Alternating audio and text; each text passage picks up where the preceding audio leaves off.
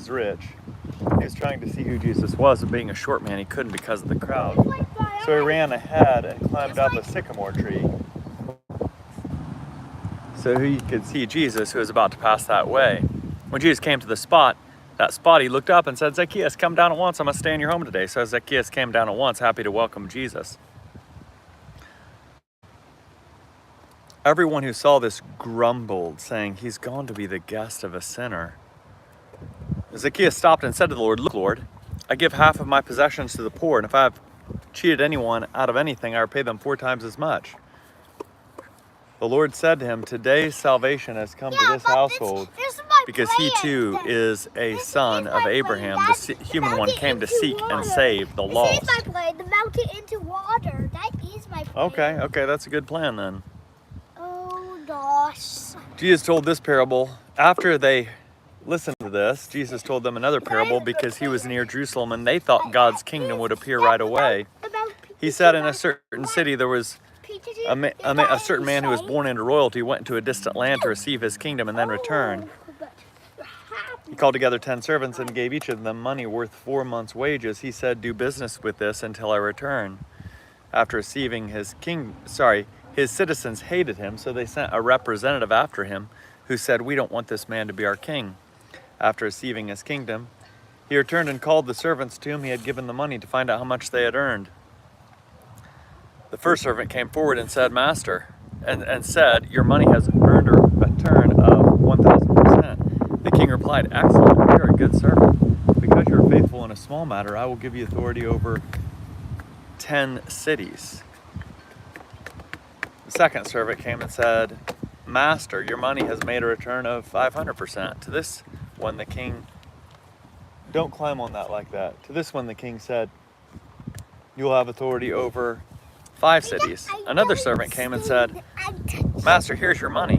I wrapped it up in a scarf for safekeeping. I was afraid of you because you are a stern man, withdrawing what you didn't deposit and harvesting what you didn't plant. The king replied, I will judge you by the words of your own mouth, you worthless servant. You know, did you, that I'm a stern man? Withdrawing what I didn't deposit and harvesting what I didn't plant? Why then didn't you put my money in the bank? Then when I arrived, at least I could have gotten it back with interest. He said to his attendants, take his money and give it to the one who has 10 times as much. But master, they said, he already has 10 times as much. He replied, I say to you that everyone who has will be given more, but from those who don't have, even what they seem to have will be taken away from them. As for my enemies who don't want me as their king, bring them here and slaughter them before me. After Jesus said this, he continued on ahead, going up to Jerusalem. As Jesus approached Bethphage on Bethany on the Mount of Olives, he gave 2 disciples a task. He said, go into the village over there. When you enter it, you'll find tied up there a colt that no one has ever ridden. Untie it and bring it here. If someone asks, why are you untying it? Just say its master needs it. Those who had been sent found it exactly as he had said. As they were untying the colt, its owner said, why are you untying the colt? They replied, its master needs it. They brought it to Jesus, threw their clothes on the colt, and lifted Jesus onto it. As Jesus rode along, they spread their clothes on the road. As Jesus approached the road leading down from the Mount of Olives, the whole throng of his disciples began rejoicing. They praised God with a loud voice because of all the mighty things they had seen. They said, blessings on the King who comes in the name of the Lord, peace in heaven and glory in the highest heavens. Some of the Pharisees from the crowd said to Jesus, Teacher, scold your disciples, tell them to stop. He answered, I tell you, if they were silent, the stones would shout. As Jesus approached the city and observed it, he wept over it. He said, if only you knew on this of all days the things that lead to peace, but now they are hidden from your eyes.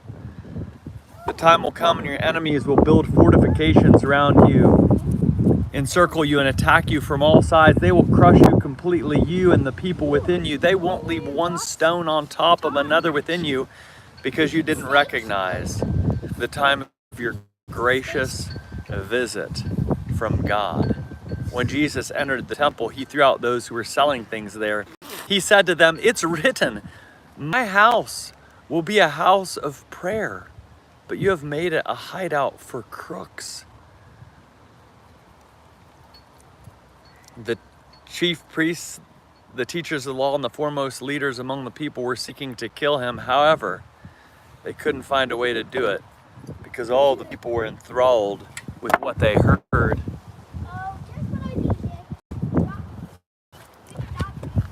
On one of the days when Jesus was teaching the people in the temple and proclaiming the good news, the chief priests, legal experts, and elders approached him. They said, "Tell us, what kind of authority do you have for doing these things? Who gave you this authority?"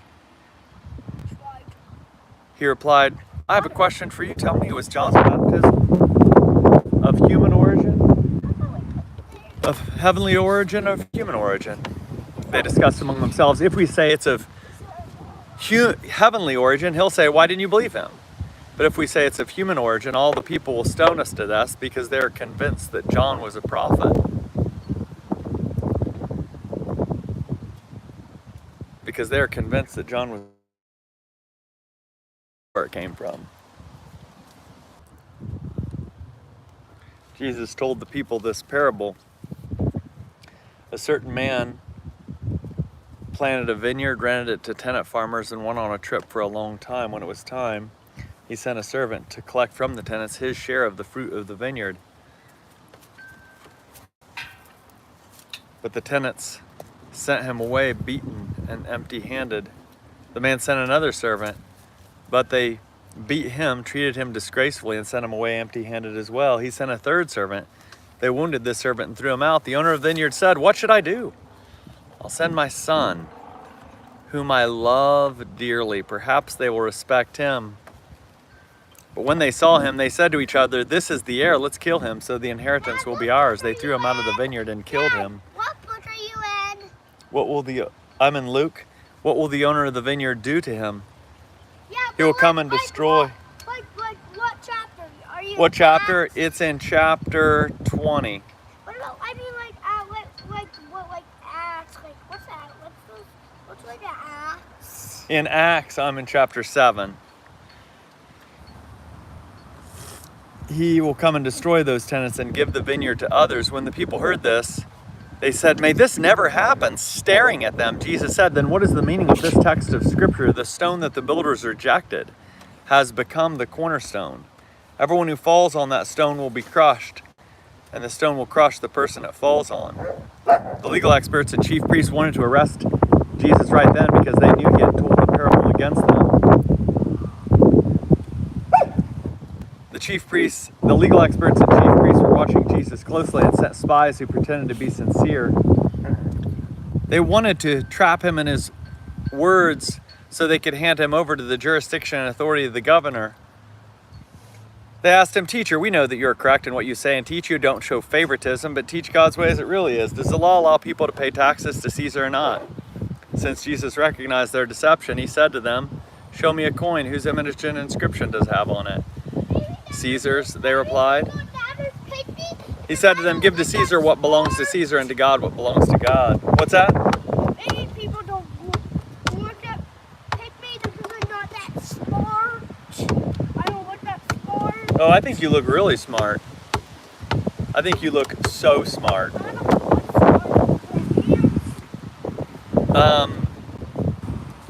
Give to Caesar what belongs to Caesar, and to God what belongs to God. They couldn't trap him in his words in front of the people. Astonished by his answer, they were speechless. Some Sadducees, who deny that there's a resurrection, came to Jesus and asked, "Teacher, Moses wrote for us that if a man's brother dies leaving a widow but no children, the brother must marry the widow and raise up children for his brother. Now there were 7 brothers. The first man married a woman and died childless. The second and then the third brother married her. Eventually all 7 married her, and they all died without leaving any children. Finally, the woman died too in the resurrection. Whose wife will she be? All 7 were married to her." Dad. Jesus said to them, "Oh, what? No, what are you doing?" Jesus said to them, "People who belong to this age marry and are given in marriage, but those who are considered worthy to participate in that age, that is, in the age of the resurrection from the dead, won't marry nor be given in marriage.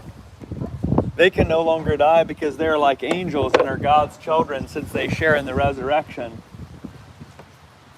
Even Moses demonstrates that the dead are raised. In the passage about the bush, When he speaks of the Lord as the God of Abraham, the God of Isaac, and the God of Jacob, he is not the God of the dead, but of the living. To him, they are all alive. Some of the legal experts responded, "Teacher, you have answered well." No one dared to ask him anything else. Jesus said to them, "Why do they say that the Christ is David's son? David himself says in the scroll of the Psalms, 'The Lord said to my Lord, sit at my right side until I make your enemies a footstool for your feet.' Since David calls him Lord, how can he be David's son?" In the presence of all the people, Jesus said to his disciples, "Watch out for the legal experts. They like to walk around in long robes. They love being greeted with honor in the markets. They long for the places of honor in the synagogues and at banquets. They long for the places of honor in the synagogues and at banquets. They're the ones who cheat widows out of their houses, and to show up they say long prayers. They will be judged most harshly." Looking up, Jesus saw a rich people, throwing their gifts into the temple treasury. He also saw a poor widow throwing 2 small copper coins worth a penny. He said, "I assure you, this poor widow has put in more than them all. All of them are giving out of their spare change, but she, from her hopeless poverty, has given everything she had to live on."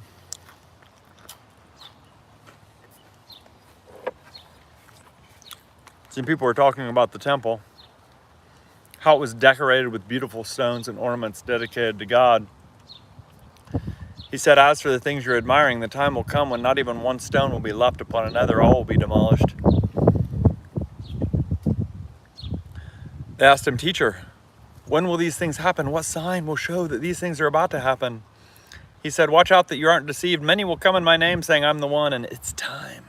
Don't follow them. When you hear of wars and rebellions, don't be alarmed. These things must happen first, but the end won't happen immediately." Then Jesus said to them, "Nations and kingdoms will fight against each other. There will be great earthquakes and wide-scale food shortages and epidemics. There will also be terrifying sights and great signs in the sky. But before all this occurs, they will take you into custody and harass you because of your faith. They will hand you over to synagogues and prisons, and you'll be brought before kings and governors because of my name. This will provide you with an opportunity to testify. Make up your minds not to prepare your defense in advance. I'll give you words and wisdom that none of your opponents will be able to counter or contradict. You will be betrayed by your parents, brothers and sisters, relatives and friends. They will execute some of you. Everyone will hate you because of my name. Still, not a hair on your heads will be lost. By holding fast, you'll gain your lives. When you see Jerusalem surrounded by armies, then you'll know that its destruction is close at hand. At that time, those in the Judea must flee to the mountains, those in the city must escape, and those in the countryside must not enter the city.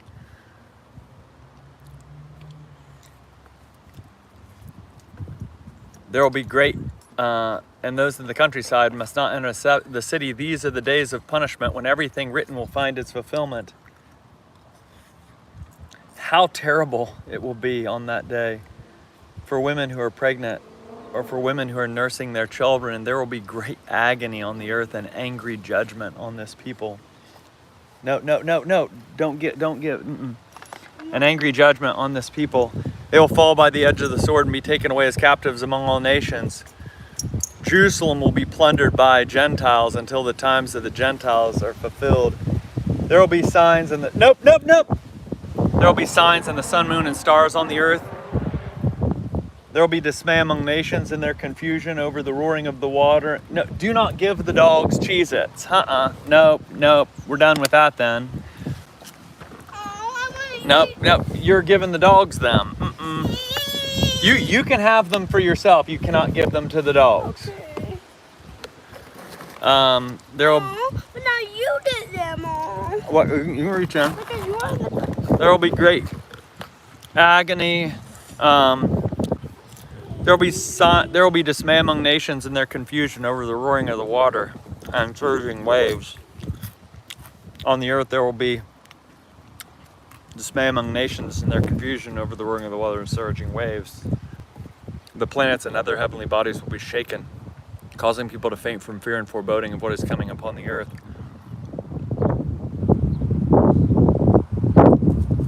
Then you will see the human one coming on a cloud with power and great splendor. Now when these things begin to happen, stand up straight and raise your heads, because your redemption is near.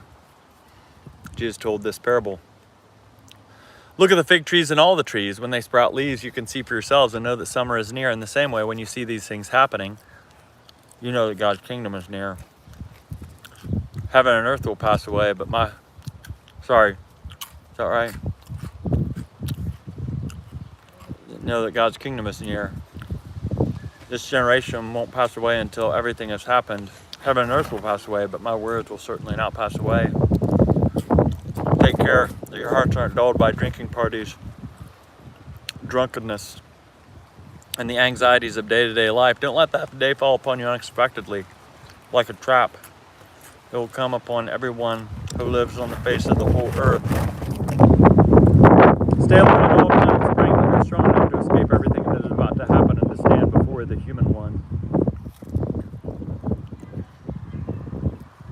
Every day Jesus was teaching in his temple, but he spent each night on the Mount of Olives. All the people rose early in the morning to hear him in the temple area.